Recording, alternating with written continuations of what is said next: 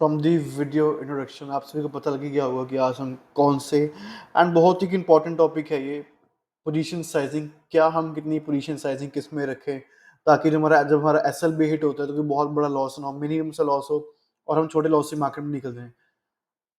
अब अगर इस फॉर्मूले के बारे में बात करें तो this formula is called PCR. अब what is this PCR stands for? यहाँ पी हमारा स्टैंड करता है for position per share. P is equals to position per share. Like position per share means कि हमने कितनी क्वांटिटी बाय करनी है, पोजीशन साइजिंग जिसे कहते हैं। तो ये चीज हमें ढूंढेंगे कि पोजीशन कितनी बाय करनी है। And R C stands for cash to lose, कि यार हमें कैश कितने लूज करने के लिए। And R stands for risk per trade. R stands for risk per trade. अब ध्यान से समझिएगा सारा सिनेरियो यहाँ पे क्या है। अब ना what is this P? P क्या है? पोजीशन पर ट्रेड। अब हमने यही देखना है कि हमें एक ट्रेड में चाहे मेरी कैपिटल 10 लाख की है, 20 लाख की है, 30 लाख की है, अब मैं कितनी क्वांटिटी बाय करूं ताकि जो अगर मैं अपना एसएल 10% तक का भी रखता हूं जो कि बहुत ही खुला डुला स्टॉप लॉस होता है, 10% का स्टॉप लॉस। अगर मैं 10% का भी स्टॉप लॉस रखता हूं वो हिट भी होता है तो फिर भी बहुत कोई बड़ा लॉस ना हो। तो ये सारी की सारी गेम यहाँ पे पोजीशन साइजिंग की है। देखिए पोजीशन साइजिंग अगर एक ओवरव्यू छोटा सा एग्जांपल दूं, जब कभी भी हमारा मार्केट में छोटा स्टॉप लॉस होता है तो आप बिना डरे हम एक हैवी पोजीशन के साथ ट्रेड ले सकते हैं। बट कभी कभी क्या होता है कि स्टॉप लॉस हमारा बहुत बड़ा होता है तो हम उस केस में क्या कहते हैं, स्टॉप लॉस सिस्टम के अकॉर्डिंग पे नहीं चलते, हम अपने अकॉर्डिंग मैनिपुलेट करने लग जाते हैं। हमने स्टॉप लॉस को उठा के हम आगे ले आएंगे, लाइक 10% क्या है तो मैं 5% पे ले आऊंगा, 4% पे ले आऊंगा, 3% पे ले आऊंगा। वही है जो हमारी सबसे बड़ी गलती होती है मार्केट में, लॉस मेकिंग लेके जाती है हमें। हमारे सिस्टम के अकॉर्डिंग अगर हमारा एसएल 10% का ही है तो मैं 10% का लॉस लूंगा, अगर 1% का है तो 1% का ऐसा रखूंगा, मैं उसे कभी मैनिपुलेट या अपने अकॉर्डिंगली एडजस्ट नहीं करूंगा। अब मैं ऐसा क्या करूं कि कई बार हमारा स्टॉप लॉस 10% का भी होगा तो ताकि जो मेरा लॉस हो वो बिल्कुल मिनिमम सा हो, वही चीज हम आप सीखेंगे। तो हम जो ढूंढनी है जो चीज वो है पोजीशन पर ट्रेड, कि मैं कितनी क्वांटिटी है कितनी पोजीशन बाय करूं ताकि जो मेरा लॉस है बिल्कुल मिनिमम सा हो, कोई बहुत बड़ा लॉस ना हो। एंड सेकंड थिंग है कैश टू लूज। सी आ गया हमारा कैश टू लूज। अब मुझे बताइए कि एक ट्रेड में आप कितनी अपनी कैपिटल का लॉस कर सकते हैं। मान लीजिए मेरी कैपिटल 1 लाख की है तो यार मेरे लिए 1 लाख पे कितना कैपिटल लॉस होता है, तो वो बहुत मिनिमम से लॉस होगा। आई थिंक आपका आंसर होगा कईयों को तो 10-10 हजार, 20-20 हजार भी होगा, बट अगर नॉर्मल बात करके चले तो एज रिटेल या एज एक समझदार स्मार्ट इन्वेस्टर तो मैं हमेशा अपना जो लॉस है उसको 1% रखता हूँ बस। Max to max 1% of my whole capital.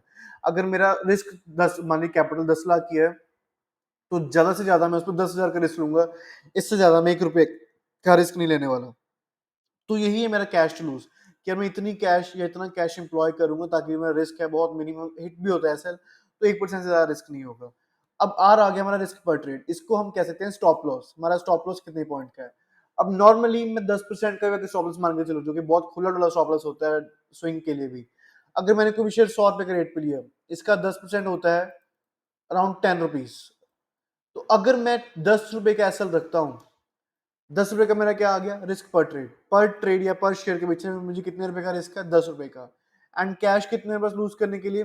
अभी मैं कैपिटल, इनिशियल कैपिटल में 1 लाख लेके चल रहा हूँ। अब मैं आपको कुछ हमारे, आई थिंक आपको पता लग गया होगा।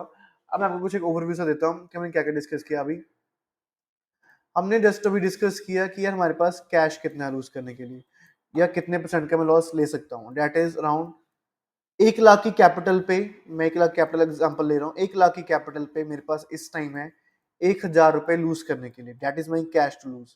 सेकेंड थिंग आ गया हमारा, that is R risk per trade. Risk per trade कितना? अगर कोई भी स्टॉक का प्राइस सपोज कीजिए 100 रुपए का है, यहाँ पे एग्जाम्पल लेके चल रहा हूँ कि stock price is 100 rupees. 100 rupees का 10% कितना होता है? Around 10 rupees. तो रिस्क पर ट्रेड आ गया मेरा 10 रुपए।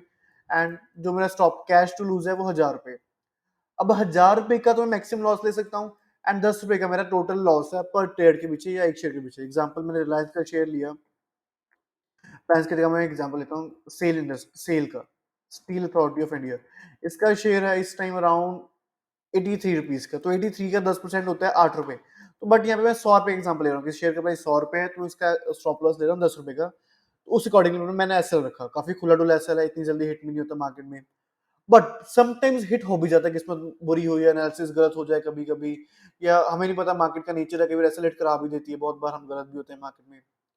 तो इन दैट केस यार अगर 10% मैंने 1 लाख रुपए पूरे लगाया हुआ, 10% मतलब 10 हजार हो गया, बट मेरी रिस्क एपेटाइट सिर्फ 1 हजार की है, तो मैं तो अगले ट्रेड जब मैंने जिस कॉन्फिडेंस से फर्स्ट ट्रेड लिया होगा उतने सेम कॉन्फिडेंस में अगला ट्रेड तो ले ही नहीं पाऊंगा बिल्कुल भी।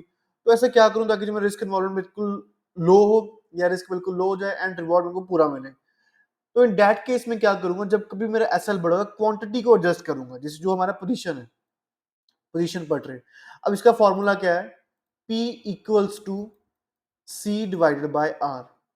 P क्या है हमारा? पोजीशन या क्वांटिटी मैंने कितनी बाय करनी है। ये भी ब्लैंक छोड़ दीजिए। हमारा कैश टू लूज़ क्या था यहाँ पे? Our cash to lose is around 1000 rupees. अब 1000 रुपए का मेरा लॉस है टोटल। अगर मैं चाहता हूँ यार मेरे को 1 लाख पे 1000 से बड़ा ज़्यादा लॉस ना हो, क्योंकि मेरी रिस्क एपेटाइट ही 1000 तक की है, इसके बाद तो मैं लॉस बेयर कर ही नहीं सकता मार्केट में। ये आ गया मेरा कैश फ्लोज़। एंड आर क्या आ गया मेरा? रिस्क पर ट्रेड, कि यार मैं एक ट्रेड में कितना रिस्क ले सकता हूँ। That is around 10 rupees. तो आप खुद कैलकुलेट करके देखिए कितना आ गया ये? 100 आ गया। अब मैं कितने शेयर्स बाय करूँगा ताकि जो मेरा लॉस हो, अगर हिट भी होता है स्टॉप लॉस 10 रुपए का, तो 1000 का ही लॉस होगा। सिर्फ 100 शेयर्स। अब मैं 100 शेयर लेता हूँ, मान लीजिए मैंने 100 शेयर ले लिए, 100 के रेट, सॉरी, हाँ, 100 शेयर्स है ना? ये आ गया 100। हाँ, अब 100 शेयर्स पे मेरा अगर 10 रुपए का एसएल हिट भी हुआ, तो आप खुद कैलकुलेट करके देखिए, 100 रुपए पे अगर 10 रुपए का एसएल हिट भी होता है आपका, तो कितने का लॉस होगा सिर्फ? That would be around only and only rupees 1000। तो पता लगा आपको कैसे अपनी क्वांटिटी को आप पता कर सकते हैं। अगर तो आपका एसएल छोटा है, फिर तो कोई डरने वाली बात नहीं है, आप 50,000 60,000 लगा सकते हैं। बट यहाँ पे अपनी कैपिटल इन्वॉल्वमेंट क्या होगी? अब 100 रुपए का रेट था शेयर का, अब मैंने कितने शेयर लेने हैं? 100 शेयर भी लेने हैं, तो 100 इंटू 100 कीजिए, 10,000 आ गया। अब मैंने कैपिटल इन्वॉल्वमेंट 10,000 ही होगी, मैं 90,000 में फ्री पड़ा है, मेरे को आरओआई उतनी मिल नहीं पाएगी। तो इन दैट केस हमने कभी हर एक बार सुना कि never put all your egg in a single basket. तो हम उसके लिए अलग-अलग बास्केट क्रिएट करेंगे, अलग-अलग शेयर्स लेंगे, अलग-अलग शेयर्स में अलग-अलग कैपिटल इन्वॉल्वमेंट करेंगे, सेम यही फॉर्मूला के साथ। तो आई होप आपको पता लगा होगा कि किस तरीके से या कैसे हम अपना पोजीशन साइजिंग को एडजस्ट कर सकते हैं। अगर आपको कुछ नया नॉलेज सीखने को मिला होगा, तो इस वीडियो को ज़रूर लाइक कीजिएगा एंड हमारे चैनल को ज़रूर सब्सक्राइब कीजिएगा। Thank you.